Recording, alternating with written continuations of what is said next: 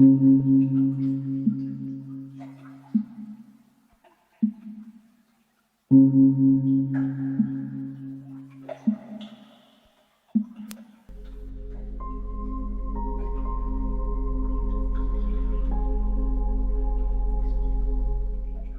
does disturbance really begin, in the person who speaks, or in the attachment that rises inside you?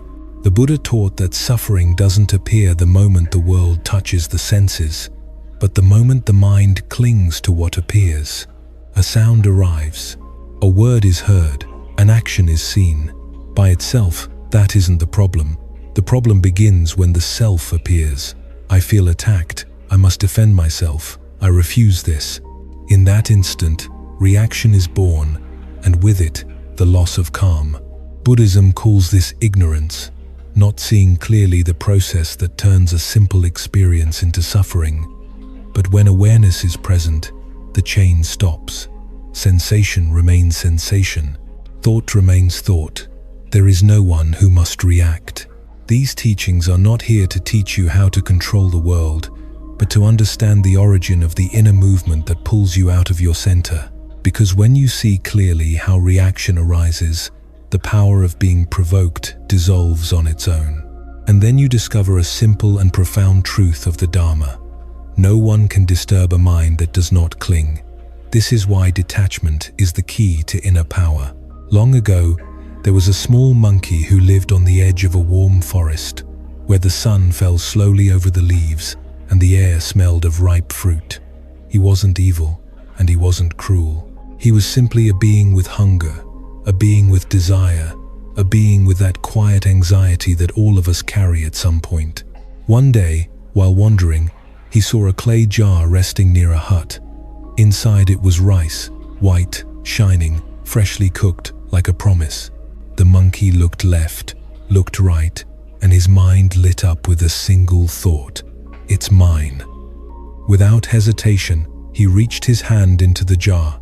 He felt the warm rice in his palm, squeezed it tightly, and that instant of pleasure was immediate.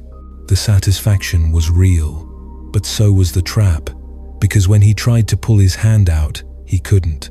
The neck of the jar was narrow. With an open hand he could enter, but with a closed fist he couldn't escape. He pulled again. He panicked. His breathing sped up, his eyes filled with fear. And the more fear he felt, the tighter he squeezed the rice. The tighter he squeezed, the more trapped he became. Footsteps were heard in the distance. In terror, the monkey yanked harder, but the jar wouldn't yield. The rice wouldn't let go. Or perhaps, in truth, it was he who wouldn't let go of the rice. And there, in that simple moment, a truth the Buddha taught with almost painful clarity is revealed. It's not always life that traps us. Sometimes it's us clinging. Because what chained him was not the clay, not the hut, not the narrow opening of the jar. It was his closed hand. It was his inability to open his fist. It was that small gesture of attachment that seemed insignificant but carried the weight of a prison. If the monkey had released the rice, he would have been free in a single second. If he had accepted losing that tiny satisfaction, he would have saved his life. But his mind was not trained to release. His mind was trained to grasp. And so, for a handful of rice, he lost the forest, he lost the sky, he lost movement, he lost freedom. And when I hear this story, my dear heart, I can't help but wonder how many times we do the same. How many times we put our hand into the jar of this world, into approval, into the need to be seen, into the urge to be right, into the desire to control, into the obsession with outcomes, and then we squeeze so hard, we get trapped. And it hurts, because we think we're holding something valuable, when in reality we're holding ourselves inside a knot. What we hold becomes a chain. The idea we defend becomes a cage. The image we try to protect becomes a burden. And the saddest part is that, like the monkey, the more fear we feel, the tighter we squeeze. Because we believe letting go would mean losing, and we don't understand that letting go is precisely how we save ourselves.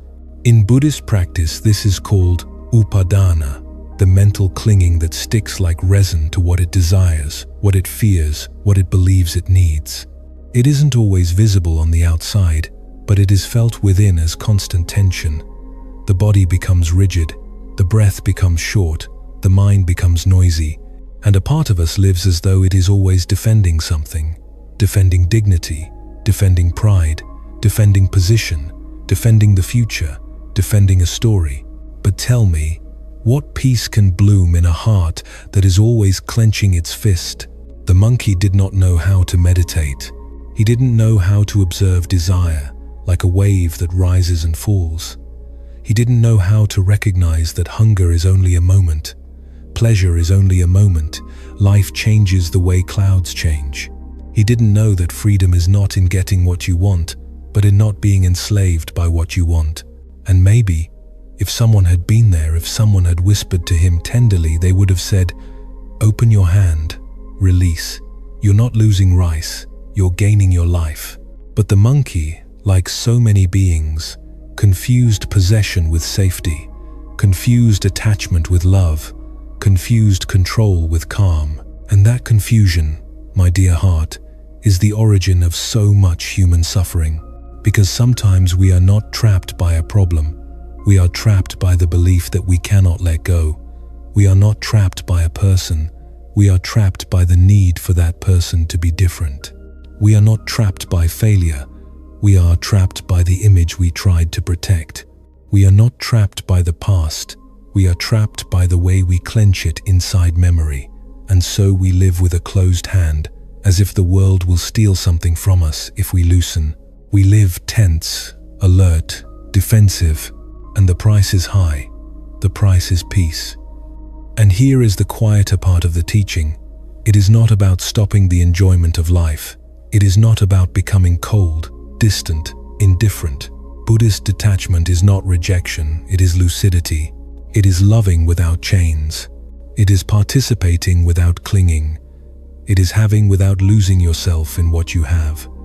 It is looking at the rice in your palm, smiling, giving thanks, and still knowing how to open your hand.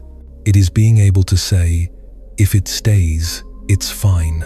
If it goes, that's fine too. Because when your peace depends on something never changing, you are not at peace, you are in constant negotiation with reality. And maybe that's why this story touches so deeply. Because all of us have a jar. All of us have some rice that we grip. And many times we don't realize we are already free, we just haven't opened the fist. The practice begins humbly, breathing, noticing the tension, asking yourself, what am I holding right now? What idea am I defending? Who do I need to control? What outcome is my happiness attached to? And when you see it, when you recognize it, when you bring it into the light, something softens. Because seeing is already waking up, and letting go stops being a loss and becomes a return home. In this world, most people live like leaves in the wind, pushed by opinions, emotions, and circumstances they cannot control. One harsh word, and their mood collapses. One small failure, and they immediately doubt their worth. And this happens because they are attached to approval, to success, to comfort, to reputation, to results. They live with their hearts tied to things that change, and so their peace changes too. Buddhism calls this upadana, the grasping, the clinging that holds tightly to what it desires and rejects what it fears. And that clinging, though invisible, becomes the root of suffering because it doesn't hurt as much what happens as the way the mind clings to how it should happen. The Buddha taught that suffering is not born only from what happens to you, but from what you demand must happen. You cling to being loved, to being right, to controlling, to being recognized, to having everything unfold exactly as your ego imagined.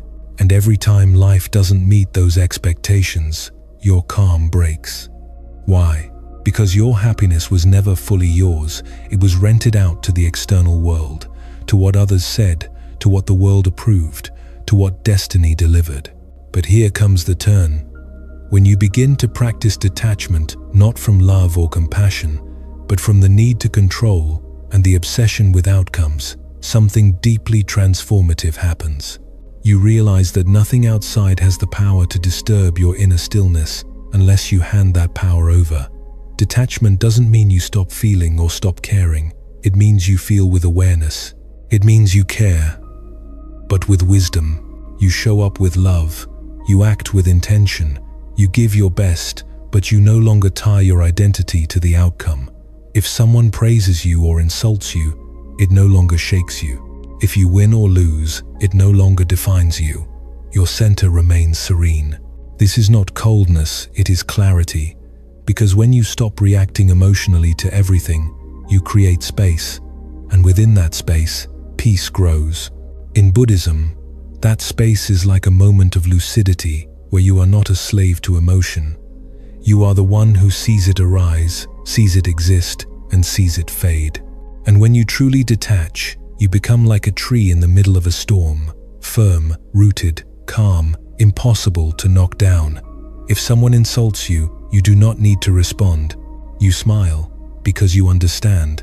Their words are a reflection of their suffering mind, not of your essence. If someone praises you, you smile the same way, because you know your value never depended on what others thought. You don't swell with applause. You don't sink with criticism. That is inner power. A person who no longer depends on anything external to feel okay becomes untouchable. They do not react. They do not resist. They observe. They breathe. They release. And in releasing, you stop being controlled by the world and begin to master yourself. That is where real peace begins. And from that peace, a strength is born that cannot be broken. Now we come to the second teaching. Observe, don't absorb. The Buddha shared a teaching so simple it almost seems invisible, and yet, when you look at it calmly, it changes your life from the inside. He spoke of 2 arrows, not as a distant metaphor, but as an intimate truth that happens in the body, the mind, and the heart every single day. Imagine a man walking along a path. He isn't looking for trouble, he is just living. And suddenly, an arrow strikes him. The pain is real, the impact is real. The body reacts, the chest tightens, the skin prickles, the breath breaks for a second. That first arrow represents what is unavoidable: a loss, a cruel word, a look of contempt, a failure, unexpected news, the exhaustion of a hard day, rejection, illness, the ending of something you loved. That arrow exists. Life shoots it. And no matter how wise you are, you cannot live without feeling it. The Buddha did not deny that first arrow. He did not say life doesn't hurt. He said something deeper. Pain is part of being alive, but suffering is something else. Then he asked, after we feel that first arrow, what do we do? And here is where the second arrow appears. The second arrow does not come from the world. The second arrow is made by us, and we shoot it into ourselves. It is the arrow of repetitive thought, of judgment, of resistance, of this shouldn't be happening, of why did they do this to me, of if only I were different, of it's never going to work, of I can't handle this, of they're going to leave me, of I'm not enough. It is the arrow of the story we attach to pain. And when that story becomes constant, it becomes poison. It is not the loss that destroys you, it is the way your mind clings to the loss. It is not criticism that breaks you, it is how your mind chews it again and again until it becomes identity. It is not the problem that steals your breath, it is your inner resistance whispering, "This shouldn't be happening," while the present looks at you in silence and answers, "But it is." Stop for a moment and look at it honestly. So many times you are already wounded by the first arrow, and still you keep fighting yourself. You yell at yourself for feeling. You punish yourself for falling. You blame yourself for not being perfect. You compare yourself to others. You add weight onto your chest as if life wasn't enough, as if pain wasn't enough, and you must add more. And the saddest part is that you do it believing it will protect you. You think if you anticipate the worst, you'll be prepared. You think if you judge yourself first, no one else can judge you. You think if you repeat your fear 1,000 times, maybe fear will disappear. But fear doesn't leave that way. Sadness doesn't heal that way. Anger doesn't dissolve that way. It only deepens. The Buddha taught that the first impact is unavoidable, but the second is optional, and that word, optional, is the doorway to freedom. Because if you can recognize the second arrow, if you can see it at the exact instant till your mind begins to craft it, then you can choose not to fire it. You can choose to breathe. You can choose to feel without attacking. You can choose to cry without sinking into despair. You can choose to name your pain without turning it into destiny. And that choice is not some big dramatic act. It is a small gesture, almost silent. It is the ability to say to yourself inwardly, with tenderness, yes, this hurts. And still, I am not going to hurt myself more. This is deeply meditative, because in meditation you learn to stay with the first arrow without creating the second. You feel discomfort in your back, a thought appears, an emotion rises like a wave, and instead of running, instead of resisting, instead of narrating a tragedy to yourself, you simply observe, you breathe, you allow, and something happens. The emotion moves, the thought dissolves. The body softens, not because you forced it, but because you didn't cling to it.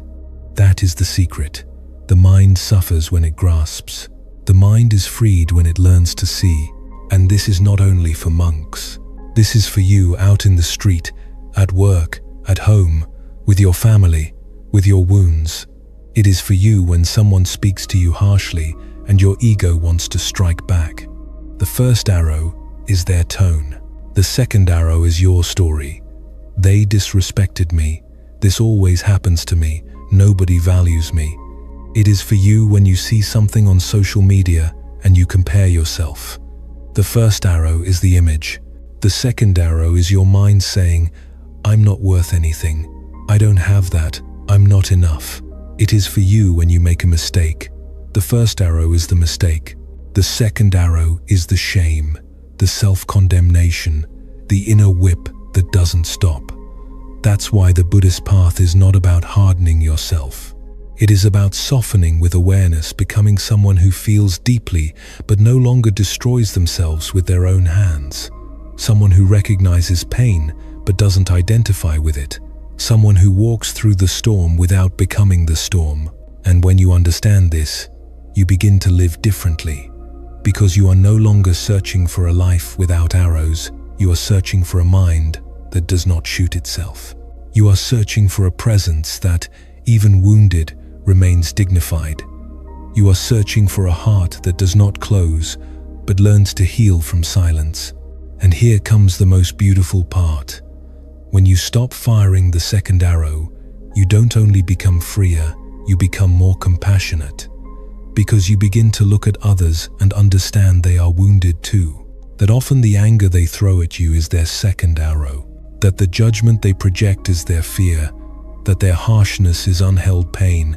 And then, instead of absorbing everything, you can breathe and see clearly. One of the greatest skills Buddhism teaches is the art of looking without reacting. Life throws emotions, words, energies at you, some pleasant, many unpleasant. People project their pain, their insecurities, their rage. Situations appear that seem unfair or frustrating, and in those moments most people absorb everything. They take it into the chest, stir it in the mind, repeat it like a dark mantra, and without realizing it, they become the very thing they react to. They get angry because someone else was angry. They feel heavy because someone unloaded their negativity onto them. But listen to this truth calmly. You do not have to absorb the energy around you. You can observe it and let it pass. Mindfulness, especially in the practice of vipassana, trains your mind to become like a quiet lake. A stone can fall, a leaf can land, a strong wind can blow, ripples form, yes, but the lake returns to stillness. In the same way, your mind can witness what happens without becoming what happens. When someone speaks with anger, observe the anger, but don't trap it. See it for what it is, a temporary wave born from that person's suffering. When someone criticizes you unjustly, notice how your body activates your mind. your pride, but do not become that reaction. Breathe, look, let the emotion rise, and let it fall. In Buddhism, it is said that every phenomenon is impermanent. It appears, it changes, it disappears. Your thoughts are the same. Your emotions are the same. You are not your thoughts. You are not your emotions. You are the awareness that observes them, the silent witness that remains steady even when the noise grows loud. That awareness gives you freedom, because when you understand that every feeling, every thought, every judgment is a passing cloud, you stop chasing them, you stop fearing them, you stop letting them control your actions. Think of this. If someone offers you a burning coal and you do not take it, you do not get burned. But if you grab it and hold it, then you suffer. The same happens when you absorb someone else's negativity. You become a mirror of their pain, a container for their storm.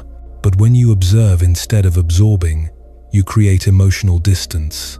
And that distance is not indifference. It is conscious protection. You stay rooted, you stay light. And no matter how chaotic the world becomes, you are no longer ruled by it. This is not weakness, this is mastery. Because the most powerful person is not the one who controls others, it is the one who learned to control themselves. So the next time the world throws something at you, stop for an instant. Don't react immediately. Observe it, breathe it, let it pass. You are not here to carry everyone's energy. You are here to remain in your own with presence, with calm, with compassion, and with a free mind. And now we arrive at the third truth. The power is always in the pause. On a dusty road in ancient India, as the sun fell slowly and the air seemed to tremble with heat, there was a man whose name was feared by everyone, Angulimala. They said he moved like a shadow, that his heart had hardened, that his mind had become a knife. He was not a common thief, nor a warrior in battle. He was someone who had confused pain with destiny and violence with power. And what is most unsettling is that, at one time, he too was just a young man who wanted to belong, to be seen, to be respected. But the karma of his choices dragged him toward an abyss where he no longer recognized himself. It is said he wore a necklace made of fingers, like a mark of his darkness, like proof of how far he had fallen. And still, even in that state, awakening was waiting for him, not with punishment, not with hatred, but with presence. That day, Angulimala saw a monk walking alone in the distance. He wasn't walking fast. He wasn't looking back. He didn't seem to be in a hurry. He moved with quiet steps, as if the world could not touch him. Angulimala felt a strange provocation rise in his chest. Who is this man to walk like that? Doesn't he know who I am? And then the usual happened. The impulse, the automatic reaction, the mind with no pause, the mind that leaps like fire. Angulimala decided to chase him. He wanted to kill him. He wanted to prove his dominance. He wanted to feed the ego that always demanded more and more blood to feel real. So he began to run fast, furious, hungry with that delirium that is born when a person no longer knows how to stop. But the monk kept walking, and Angulimala, no matter how hard he ran, could not catch him. That enraged him even more. It felt as if the world were mocking him, as if his strength were useless against that calm. And in that pursuit, something invisible began to reveal itself. Angulimala was running not only after a man, but after his own shadow, after his past, after the emptiness that had never been filled. He ran the way many of us run when we chase approval, when we chase control, when we chase being right, when we chase the need to win. Suddenly he shouted in rage, "Stop!" And then the monk stopped slowly, with a gentleness that felt like the wind's caress. He turned, looked at Angulimala, and his eyes held no fear, no contempt, no judgment. They were like a quiet lake, reflecting truth without agitation. Angulimala, panting, gripping his weapon, anger still boiling, shouted again, "I told you to stop." And the monk replied with a serenity that cut through the air like a bell, "I stopped a long time ago. The one who has not stopped is you." That moment was the real miracle because it was not a pretty phrase. It was an arrow straight to the heart, a mirror, a flash of lucidity. Angulimala stood frozen, as if for the first time someone had named what he had never been able to explain, that his violence was movement without awareness, that his hatred was a race with no direction, that his entire life had been constant escape, an escape from himself. And there, in that silence, Angulimala's mind opened through a crack, a tiny crack, a small space, a brief instant. And in that space, for the first time, he did not react. For the first time, he listened. For the first time, he saw. Many people believe awakening comes like a great light from the sky. But in the Buddha's teaching, awakening often comes humbly, in a pause, in an instant, when you don't follow the impulse. In a second, when your hand doesn't strike, your mouth doesn't wound, your mind doesn't cling, a second when you breathe and return to your center. Angulimala, the most feared man, felt an inner trembling, not of fury, but of shame. And behind the shame, something deeper, sorrow. Sorrow for everything he had done, sorrow for everything he had lost. Sorrow for the life that slipped away in automatic reactions, in impulses, in desperate attempts to control what cannot be controlled. And inside that sorrow, a possibility appeared, the possibility of stopping. Because stopping is not only ceasing to walk, stopping is ceasing to obey the wounded mind.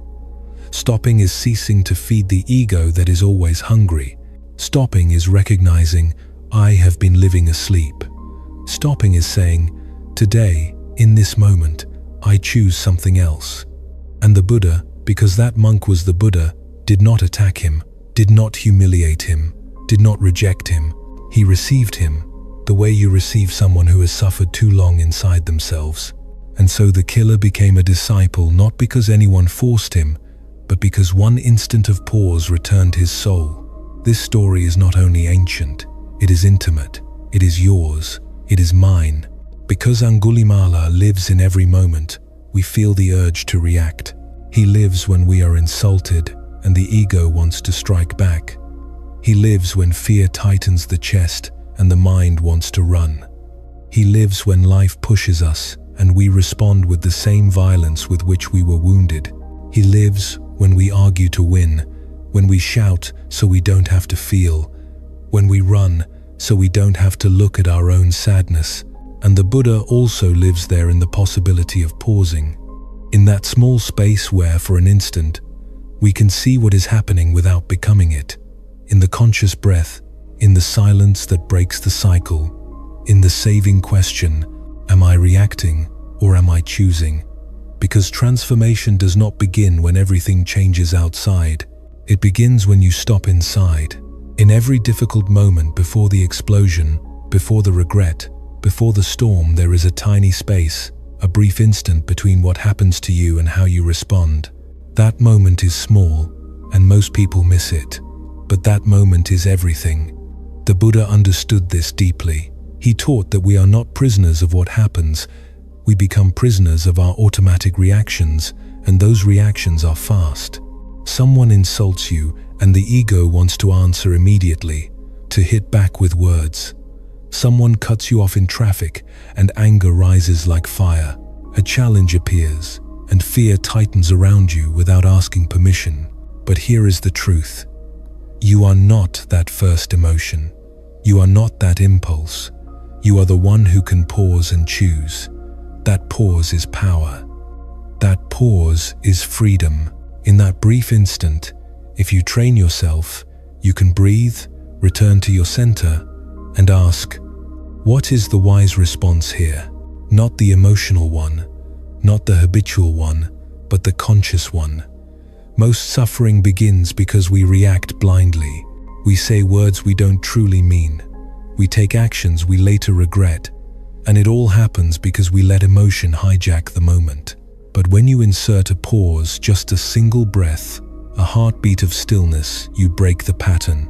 You interrupt the storm before it floods your mind. You step out of conditioned habits and into mindfulness. Buddhist practice trains this through meditation. You sit, you watch the breath, a thought appears, a sensation arises, but you don't act. You pause, and that pause re-educates your mind. It teaches you to feel without reacting, to notice without being dominated.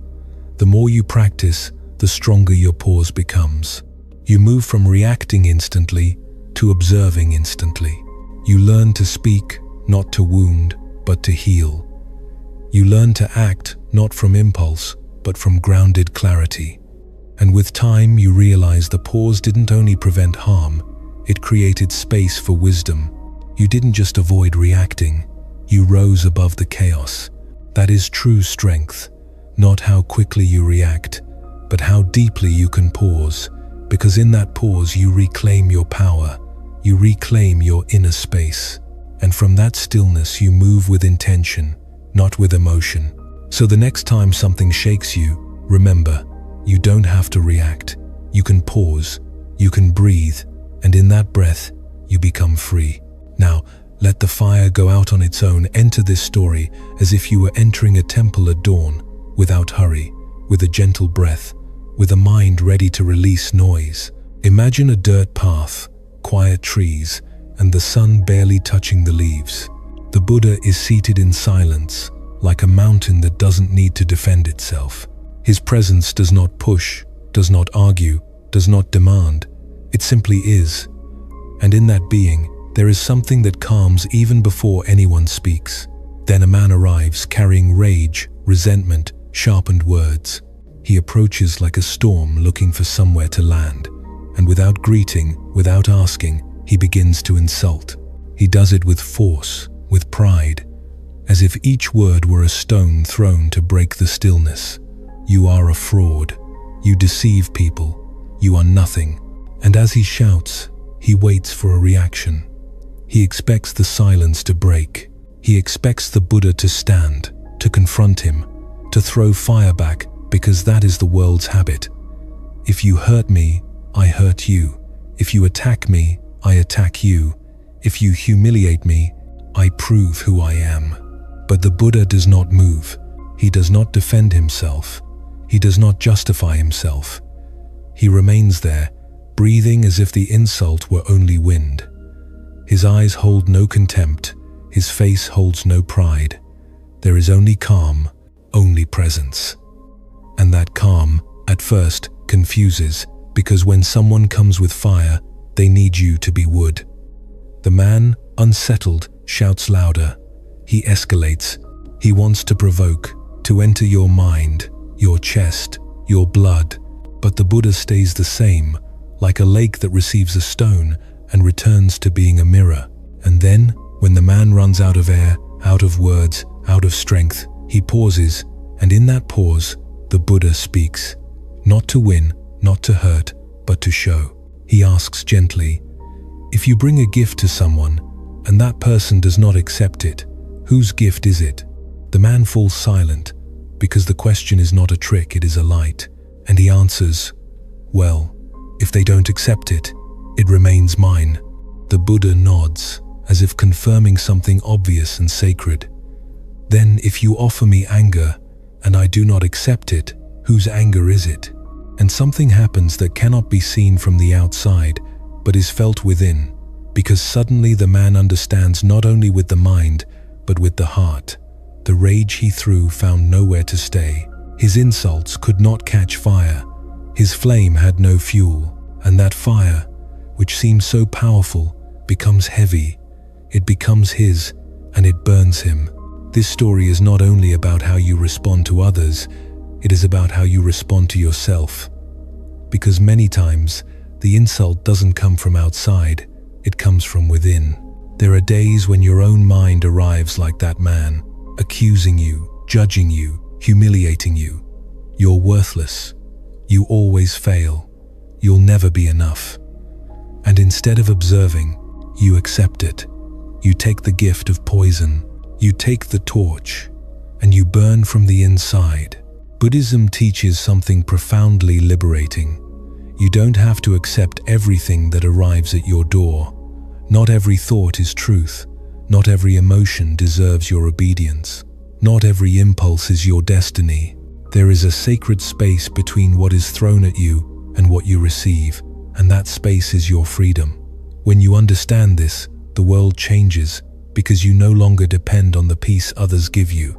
You no longer walk with your soul exposed, waiting for the world to be kind so you can be okay. You begin to discover a peace more intimate, more silent, more yours, a peace that doesn't need to win arguments, a peace that doesn't rest on approval, a peace born from your ability to choose. And that ability isn't formed in a single day. It is cultivated, trained, the way the mind is trained in meditation. You sit, you watch the breath, a thought arrives, and you learn not to grab it. An emotion arrives, and you learn not to turn it into identity. That is the real practice. Learning not to accept the burning coal, learning not to take the torch, learning not to carry the stone. Because every time you don't accept someone else's anger, every time you don't take an insult as truth, every time you don't return fire with fire, you are building a temple inside yourself. A place where chaos doesn't rule, a place where your spirit remains firm. And the most beautiful part is that in that firmness, there is no hardness, there is compassion. Because when you see that the other is offering you their rage, you understand that what they are really offering is their suffering. And from stillness, you choose not to contribute to that suffering, not to multiply it, not to be part of the chain. That is spiritual power, not the power to dominate someone, but the power not to be dominated. So when life provokes you, when people test you, when someone tries to set you on fire with their words, remember the Buddha on that path. Remember his calm face, remember his simple question, and remember this truth. You decide what you accept. You decide what enters your mind. You decide what stays in your heart. Because when someone throws anger at you, the natural instinct is to throw it back. Heat rises in the chest, thoughts race, and suddenly you're inside an emotional battle, trying to prove, defend, or destroy. But Buddhism offers a radical, liberating truth. You don't have to feed the fire. You can let it go out on its own. The Buddha taught that hatred never ends with hatred never. In human history has more anger healed another anger. Only non-anger, only understanding, only stillness brings peace. When someone directs negativity toward you, they are placing a torch in your hand. If you take it, the fire spreads, but if you refuse to pick it up, it extinguishes. That is inner mastery. It isn't about being passive or weak. It's about knowing that entering every argument, defending yourself from every insult, reacting to every provocation, consumes your peace and strengthens your ego. The ego wants to fight, but the heart wants to remain free. Imagine it. Someone arrives full of rage, shouts, insults, and you remain calm. You don't argue, you don't justify. You simply let them speak, and when they finish, you choose silence. No reaction, no emotional response, only presence. At first it confuses them, then it disarms them, because they discover something they didn't expect. They can no longer control you. Your decision not to respond is not weakness, it is a higher form of power. Because when you don't return anger with anger, you don't carry it inside you. You stay light, you stay free. Think of it like this. If someone offers you a heavy stone and you refuse to carry it, who holds the weight? The one who brought it. The same is true with emotional fire.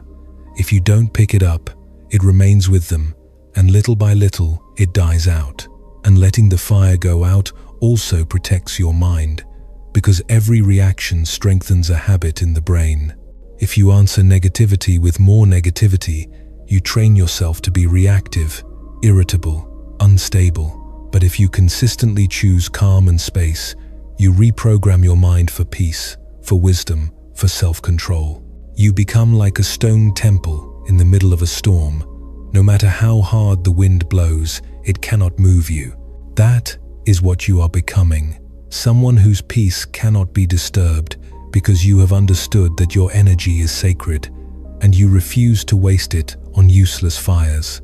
So the next time someone tries to drag you into their drama, ask yourself, is my peace worth it? Do I need to set my own soul on fire just to win this moment? The answer is no. Stay still, stay centered. Let their fire burn out while you remain intact, because your peace is not something others can take from you. It is something you protect with your silence, your awareness, and your decision not to be moved. The ego wants to fight, but the heart wants to remain free. Imagine this. Someone arrives, full of rage, shouting and insulting, and yet you stay calm. You don't argue. You don't justify yourself. You simply let them speak, and when they're finished, you choose silence. No reaction, no emotional response, only presence. At first, that can confuse them. Then it disarms them, because they discover something they didn't expect. They can no longer control you. Your decision not to respond is not weakness. It is a higher form of power, because when you don't return anger with anger, you don't carry it inside you. You stay light. You stay free. Think of it this way. If someone offers you a heavy stone and you refuse to carry it, who holds the weight? The one who brought it. The same is true of emotional fire. If you don't pick it up, it stays with them and slowly burns out. Letting the fire die also protects your mind, because every reaction you make strengthens a habit in the brain. If you answer negativity with more negativity, you train yourself to be reactive, irritable, and unstable. But if you consistently choose calm and space, you reprogram your mind for peace, for wisdom, for self-control. You become like a stone temple in the middle of a storm. No matter how hard the wind blows, it cannot move you. This is what you are becoming, someone whose peace cannot be disturbed, because you've understood that your energy is sacred and you refuse to waste it on useless fires. So the next time someone tries to pull you into their drama, ask yourself, is my peace worth it? Do I need to set my own soul on fire just to win this moment? The answer is no. Stay still. Stay centered. Let their fire burn out while you remain intact, because your peace is not something others can steal from you. It is something you protect with your silence, your awareness, and your decision not to be moved. And this leads to the next truth. Silence is the language of the wise. In a world where noise is constant, opinions shout, and everyone seems to run just to be heard, silence has become rare and powerful. Buddhism teaches that silence is not merely the absence of words. It is the presence of deep awareness, the space where wisdom lives. The Dhammapada says, better than 1,000 empty words is one word that brings peace, and sometimes even that one word is unnecessary. A person who has mastered silence doesn't need to explain themselves at every moment. They don't need to fight for attention, prove their worth, or win conversations. They speak when it is necessary, and they remain silent when it is wise, because they understand what few understand. Not everything deserves a response, and often true power is not in saying more, but in knowing when to be quiet, observing the mind, releasing the ego, and remaining in stillness like a monk who watches the world without being dragged by it. And when they finally speak, their words carry weight, because they are born from clarity, not reaction. Because when you speak from the ego, you almost always say things that later bring regret.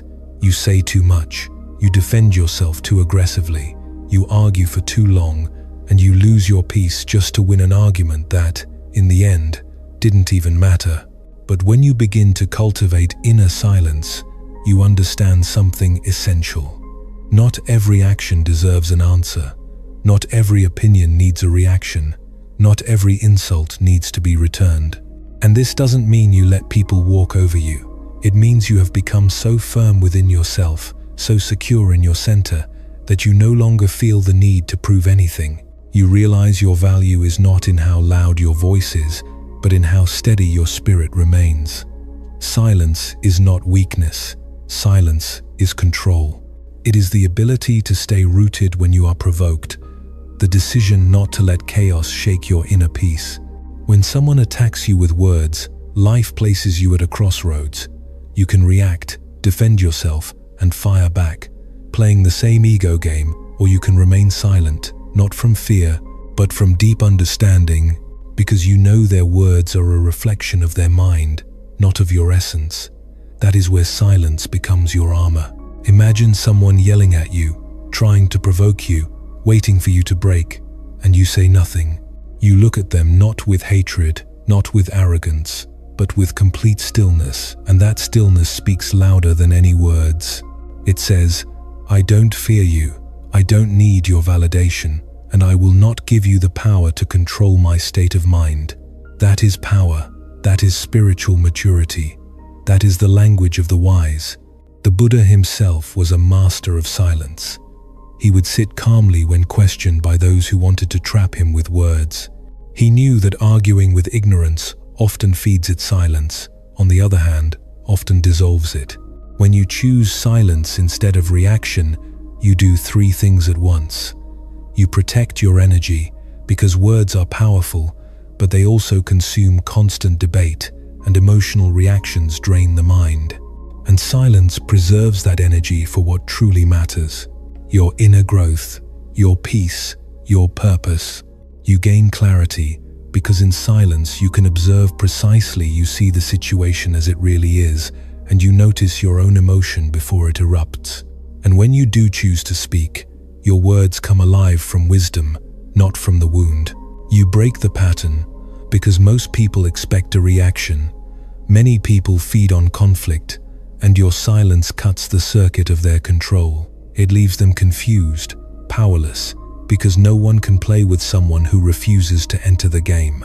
That is why monks, sages, and masters of all times embraced silence, not only as a practice, but as a way of life. Because silence heals, silence disciplines, silence is strength in its purest form. And there is something even deeper.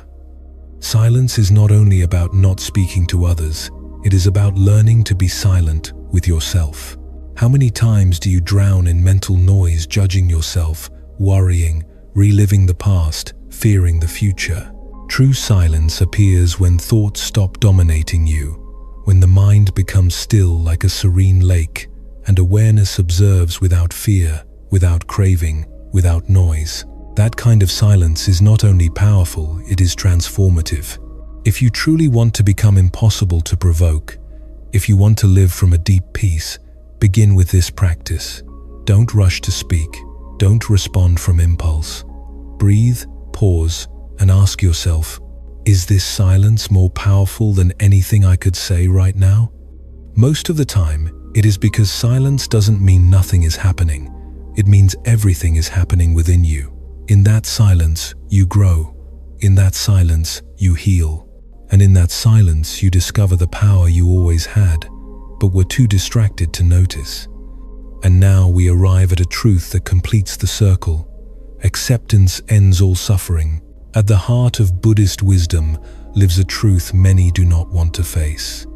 Suffering is not born from what happens to us, but from how we resist what happens to us. We suffer not because life is difficult, but because we believe it shouldn't be. We resist pain, loss, discomfort, injustice, and in that resistance we create a storm within ourselves. The Buddha taught that all suffering arises from craving, from the longing for reality to be different from what it is. We crave certainty in an uncertain world, comfort in a world that never stops changing, control in a universe that does not owe us control. But life will not always follow your plan. People will hurt you, dreams will break, health will weaken, loved ones will leave. And no amount of control, worry, or resistance will change the law of impermanence. That is why acceptance is not weakness. Acceptance is liberation. And let's be clear, acceptance does not mean you like what is happening. It does not mean you approve of injustice, betrayal, or failure. It means you stop fighting reality inside your mind. You release the inner war that keeps you trapped, bitter, exhausted. When something painful happens, your first impulse may be to say, "This shouldn't be happening," but that thought alone doubles your suffering. You feel the pain of the event, and you feel the pain of resisting it. Acceptance, instead, is saying, "This is what is. I don't have to love it, but I don't have to battle it either." Imagine you're caught in the rain without an umbrella. You can scream at the sky, curse the clouds, rage about being soaked, or you can breathe, feel the drops, and simply walk. Either way you will get wet, but only one path gives you peace. That is Buddhist acceptance, an inner surrender to the truth of the moment, not because you are giving up on life as defeat, but because you are waking up to the reality that resisting the present only deepens suffering, waking up to the understanding that peace is not born from changing what is, but from being at peace with what is. And that does not mean you stop making effort. It means you stop arguing with life as it unfolds. You do what you can, you change what is in your control, but you no longer poison your soul by rejecting what is beyond you. Acceptance also frees you from other people's behavior. You cannot control how others act.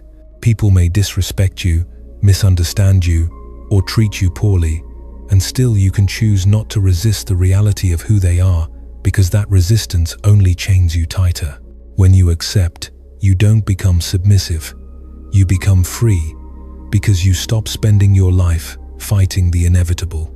And in that freedom, suffering begins to dissolve.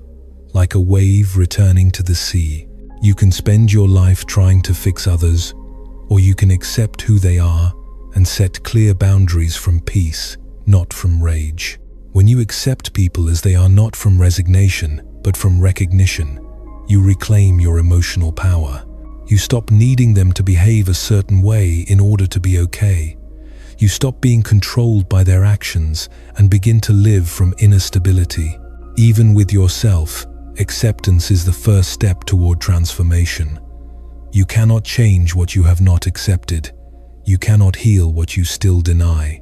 Accept your flaws, your mistakes, your shadows, not because you want to stay there, but because only from full awareness can you begin to evolve. And here is a beautiful paradox. The moment you stop resisting your pain, it begins to soften. The moment you stop running from your fear, it begins to lose its grip. The moment you say, "This is how things are right now," you create space for peace to enter. Acceptance is not the end, it is the beginning. The moment you stop pushing and start flowing, the moment you stop being a prisoner of outcomes and become the master of your inner world. And if we go deeper, when you accept life, you align with reality, and in that alignment, things begin to move. Not because you force them, but because you stop blocking them with resistance. Peace, clarity, and strength arise naturally. You're no longer swimming against the current.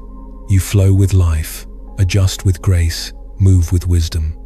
That doesn't mean life becomes easier, it means you become stronger. You're no longer shattered by every change, every loss, every discomfort, because you've stopped demanding the world behave the way you wanted. You've stopped needing the moment to be perfect in order to be at peace. So when something painful happens, instead of asking, "Why me?" try asking, "Now what?" Instead of collapsing into resistance, rise into awareness. Breathe, feel it, let it be. You don't have to love it. You don't have to stay there, but you don't have to fight it either. Acceptance is your doorway to freedom. It doesn't erase the challenge, but it removes the suffering around the challenge. It opens your heart to clarity and shows you what comes next without the noise of resistance clouding your mind. Because when you learn to accept what is fully, openly, without judgment, you become the calm inside the storm.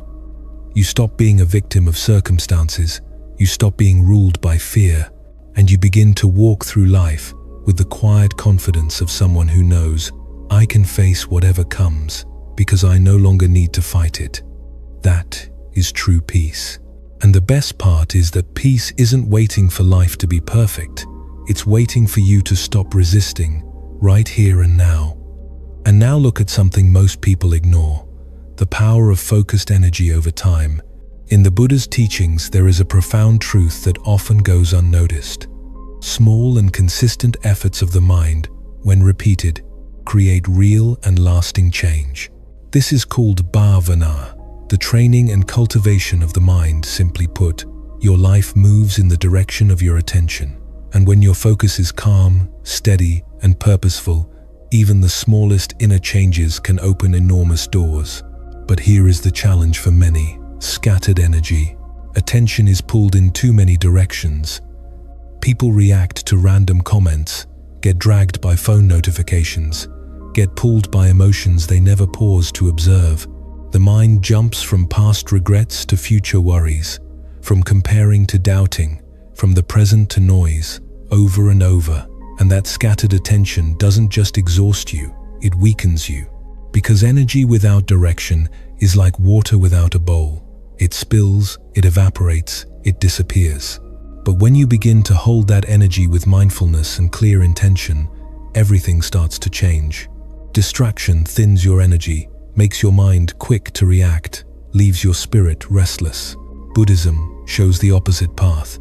It teaches you to bring your energy back, bring your focus into the present moment, train it, sharpen it, aim it like a beam of light, and use that stable energy to grow, to find peace, to see clearly. And this isn't done once, it is practiced every day.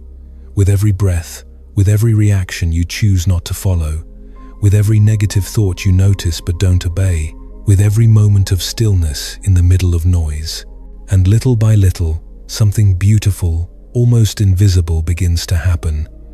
You start changing from the inside, not because you forced yourself, but because you cultivated yourself.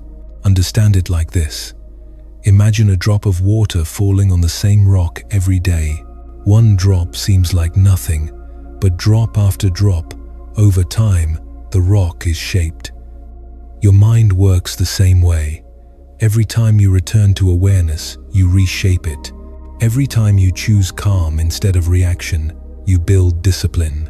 Every time you remain silent instead of striking back, you strengthen your inner world. These changes may seem small at first, but over time they accumulate and become real transformation, something that becomes natural to you, not because you demanded more from yourself, but because you trained with wisdom. That is how true change happens, not through sudden bursts of motivation or grand promises, but through steady focus, silent discipline, daily attention. And here is what is most beautiful. The more you bring your energy inward, the more peace you feel outward. The more rooted you are, the less the world can shake you. The more present you live, the more life flows in harmony with your spirit. This is not about being perfect. It is about being aligned, living in harmony with what truly matters, your values, your inner truth, your path. Distractions lose their power, triggers no longer govern you. Peace stops being something you chase. It becomes part of who you are. And someone might ask, what if I've failed before? What if I lose focus? What if I sometimes lose control? The answer is simple. Begin again, start again, again and again. That is the essence of the practice. Even wise monks and great teachers have gotten lost in thought, felt intense emotions, fallen into old habits, but they returned, they refocused, and with each return they grew stronger. You don't need to be perfect to transform your life. You only need to remain faithful to returning to your breath, your center, your practice. This kind of focused energy is not harsh or violent. It is not about pushing yourself with force. It is about gently reminding yourself, again and again, of what truly matters, and allowing your actions, your words, and your thoughts to slowly align with that truth. Over time, your nervous system relaxes, your reactions slow, your breath deepens, and your presence strengthens, not only for you, but for those around you. You become someone whose calm brings peace to others, whose stillness speaks louder than noise, and whose energy remains steady no matter what happens, because you have trained moment by moment, decision by decision to be rooted and strong. That is the true power of focused energy over time, and that is what Buddhism teaches us to recognize. You don't need to conquer the entire world. You only need to meet this instant with awareness, with care, and repeat it one breath at a time, one pause at a time, one conscious action at a time. Because when you do, your entire life begins to change, not suddenly, but slowly, deeply, and beautifully. And then you understand that the real goal is not to control the world, but to understand and guide yourself. You don't need to win every argument. You don't have to react to every insult. You don't need everyone to understand you or applaud you, because true peace, the kind that doesn't break, does not come from changing what is outside. It comes from transforming what is inside. With detachment, you release what once held you back. With observation, you learn to see clearly without being dragged by every wave. With the pause, you reclaim your power before emotions take control. With non-reaction, you let the fire burn out without adding more wood. And with silence, you rise above the noise and become a quiet force, firm, serene, steady.